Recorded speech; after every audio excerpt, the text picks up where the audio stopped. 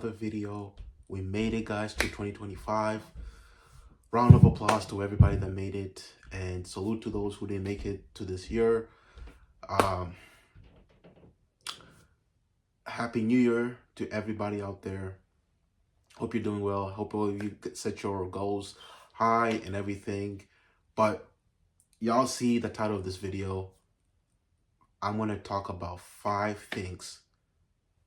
Exactly 5 things you should invest in this year and maybe even moving forward in your life. But honestly, with a new year, it does come with new, I guess, goals, new conquests, new stuff to like metamorphosis, I would say. Like you realize, man, 2024, I did this good, I did that good, and I want to improve on it 2025. A lot of people didn't do well and they maybe want to improve on it. I think you gotta take it in stride. I think don't don't set it as a goal, but set it as new habits. I've always liked the new year, new me type thing, where like, oh my gosh, every year I set new goals, but every year that I've not accomplished those goals, and has made me to realize that I just need to build habits instead of saying like, hey, I need to have 6 packs by the end of the year, instead of like, hey, let me go to the gym at least 30 minutes a day and see from there. I think that's more of a goal than more of a goal to reach than just saying 6 packs, whatever, or breaking it down in how you're gonna really tackle that one goal. But I digress. I got my little journal here that I had for like a couple or 2 years, I think. But I did write down my talking points, and let's get into them. So first and foremost, health. I think investing in health, in your health, is gonna be a very long-term goal, something that I think people should definitely take care of. The food we eat, the consumptions that we take every time, and how many times do we go to McDonald's? How many times? I'm not saying you don't go to McDonald's. I think that's anti not anti countering. Like I don't think you should cut out McDonald's, cut out Burger King. I think you should have limit access to it. Let's say when you're going on a road trip with your friend, you're like, hey, let's hit up McDonald's. Then you realize, oh shit, this is the first time I've ate McDonald's in a year. I think investing in a gym membership will never go out of style. Even just investing in yourself and saying, hey, I am going to just exercise on myself. I'm going to be outside. I'm going to,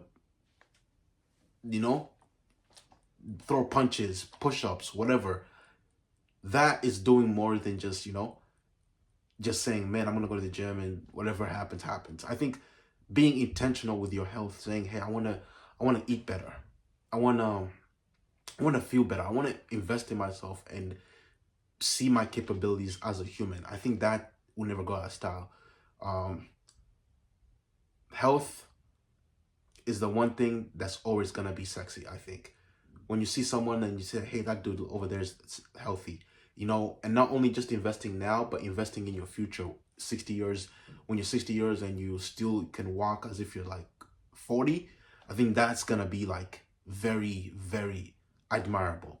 Like I see a lot of people I've seen a lot of people, like older people, and I'm like, bro, I can't let this happen to me. I know time and everything is gonna happen, but I think if you care about it and you say, hey, I want to stay at this weight, or this is gonna be my lifestyle, this is gonna be it, there's no negotiables, I think you can do it. Number 2, ChatGPT Plus. I'm not gonna lie to you. Ever since they came out with like I think 4 or maybe 3, I've kind of been subscribed to it, because I know the recent one is 4, but I've been subscribed to it. I think it's gonna be a very good investment. I think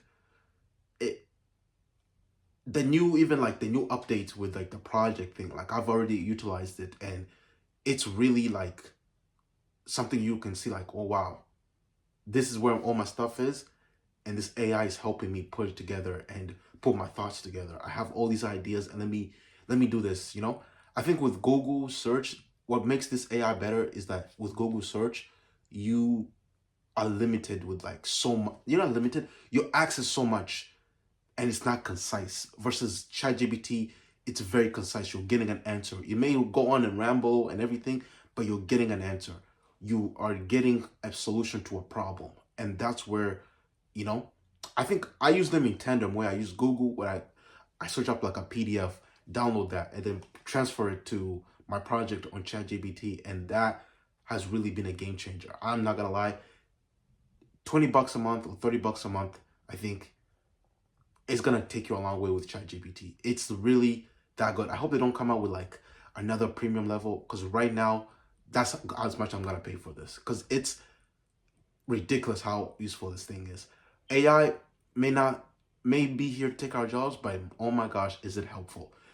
With all my goal settings for the year, I've kind of like outlined them through ChatGPT, having it on my phone, having it on my desktop. It's really been a game changer of knowing like, wow, I'm getting all this type of knowledge. I'm getting like if I want to books recommended, and I'm trying to like study, let's say, criminology or something like that. I get books.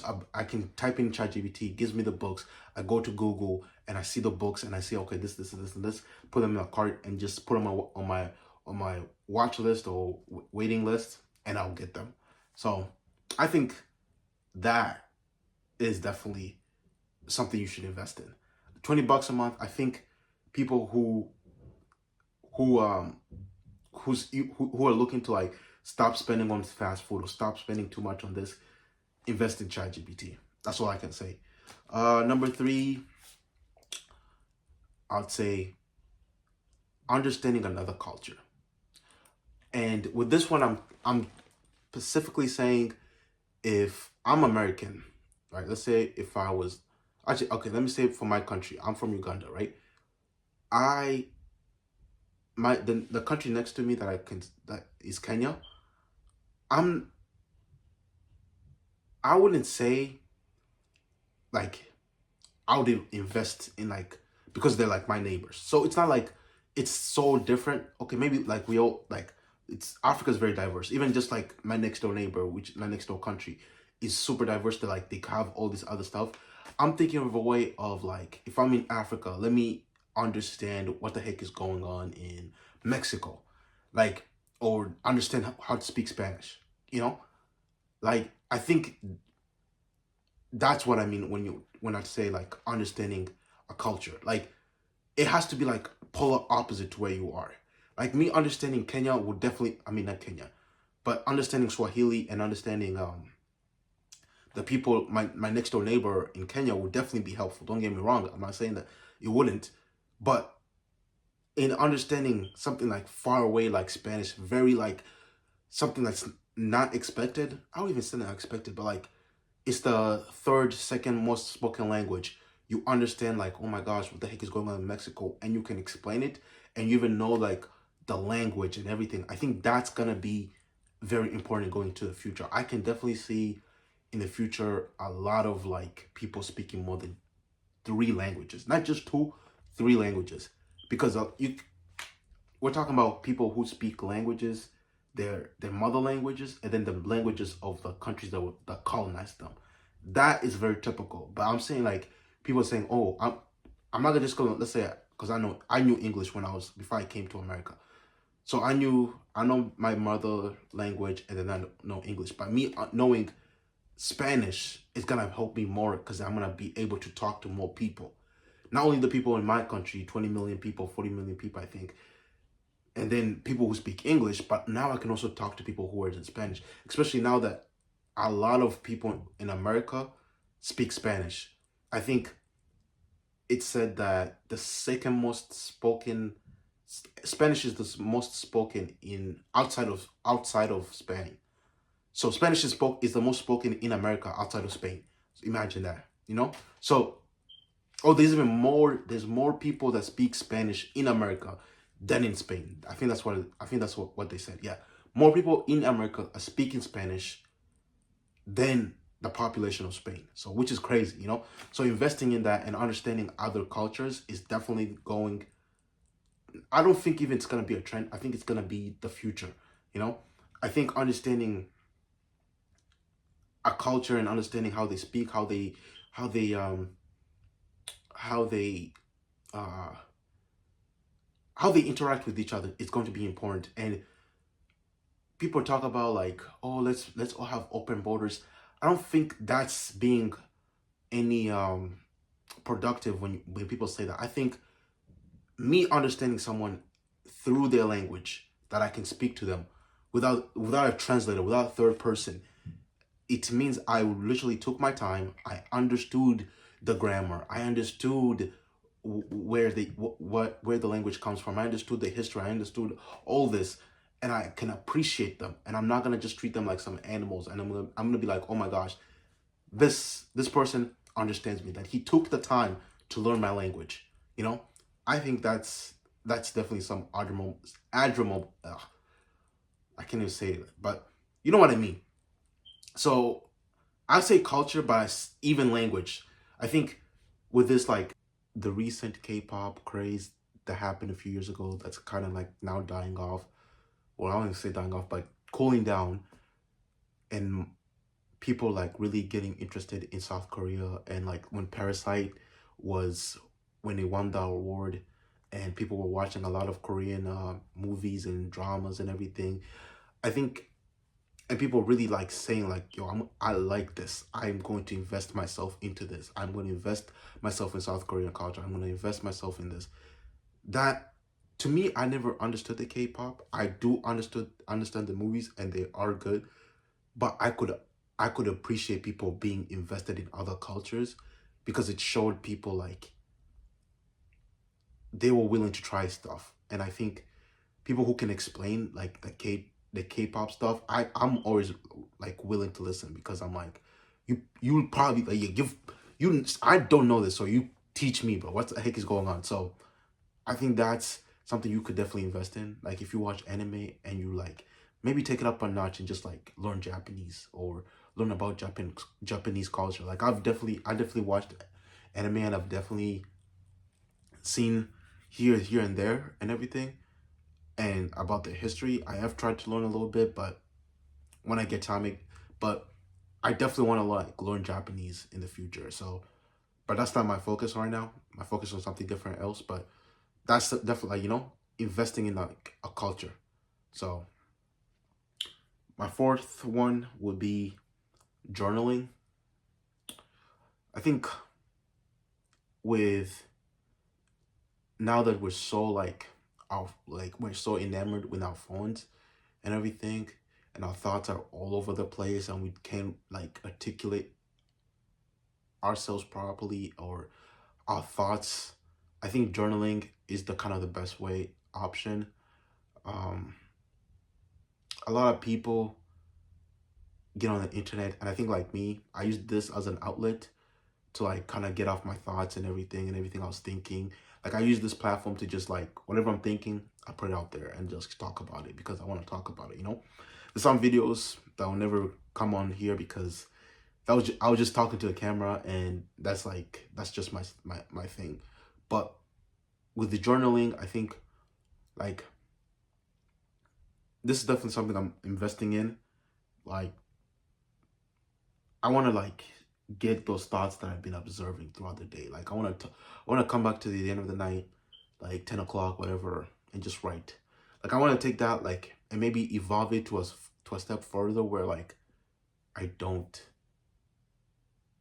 I like once I finish journaling, I go straight to bed, because I kind of just fall asleep on my phone, and I kind of don't like that. Like I feel like there's something like that might not be good. Maybe my cortisol or something may not, or my hormone imbalance. So I want to fix that, just like the way I want to fix like I think a lot of our habits have been broken because we're so addicted to the phone. Like we definitely need this like throughout the day, and I think, but we also need our sleep. We also need our like our mind. We need to listen to our mind and what thoughts. Like some people are very afraid to talk to be by themselves, because their thoughts are gonna eat them away, and they think those are their thoughts, but really those are just something your mind is coming as conjured up because of all the stuff you've been observing. It's like, yo, do you want this? Do you want that? Do you want that? It's not like, well, you're that, you're that, you're that. You know, I think if you look at it that way of like, hey, let me write this down and then think about it. You know, I definitely used to journal back in the day, but I lost it. I just didn't know. Nobody taught me how to journal. I think now I'm just like into the mood of like really trying to get that down and say, I'm gonna take a time out of my those 30 minutes and write down what I was thinking throughout the day. Write down what went down. Write down what was important. Write down maybe I should think about this more, you know? So yeah. I do think also I'm gonna put this as a side note. It's not really a point, but it's a side note. I think also deleting social media should be like something people should invest in. Maybe for like a week, you know, like get off the internet. Like I delete TikTok, I delete Instagram because Instagram was just not helping, and I usually Instagram and Pinterest did the same thing because I was always looking for inspiration. But Pinterest was like way better because for some reason I just like the way it's the aesthetic and everything. So I just deleted Instagram. I've deleted TikTok. I only use TikTok like Saturday and Sunday. Then I delete it again on Monday. And then I start, you know, so I can have my week to myself. Like I found myself just scrolling and scrolling. Every time I was bored, I'll scroll. Every time I was doing something, I was doing my work or whatever, I would scroll. I'll be distracted. My mind would be like, where's the phone? Let's go to TikTok. Go on TikTok. You know, now that there's like less stuff going on and everything, I've kind of been more clear and I've been able to do and focus on my work more.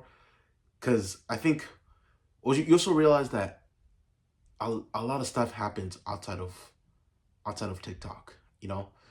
Like I did TikTok for like I've done TikTok for a week, and every time I come back there's like some news, but I've never been exposed to it because I'm outside and nobody talks about it. If you delete TikTok, you would never know that Kai Cenat existed. That's just me. My YouTube, my YouTube profile does not exist because I don't watch streaming. So I don't know. But when you're on TikTok, you're exposed to Kai Cenat, you're exposed to AMP. Like I didn't know until I got back on TikTok that he's in a relationship. And does that really matter? I think I was like, that doesn't really matter to me. So I didn't really care. You know, but if I was on TikTok, I would have cared for like maybe a day or two or an hour or whatever. You know, oh my gosh, he's in a relationship. Oh my gosh, like you're on there and you're being fed stuff that you think matters, but it really doesn't matter in the grand perspective where like, oh my gosh, I wake up early in the morning, I go exercise, I come back, I start working, whatever, I eat well, I'm drinking, I have to do this, I have to do that. It gives you the grand picture of where like, man, what should my goal be for the month, you know? I think that too, you know? So I think that's why I want to replace like journaling with social media. Like take social media out. You know, I'm not saying completely out. Maybe come back once in a while, know what's going on, you know, communicate with your friends, you know, whatever, and that's it. But even that, I don't think so. So fifth point, and I'll end it here. Hobbies. With hobbies, I'm thinking like outdoor things that you can interact with people. I don't think hobbies like think free hobbies, you know, something you can invest in, not where like I would say like martial arts, like hiking.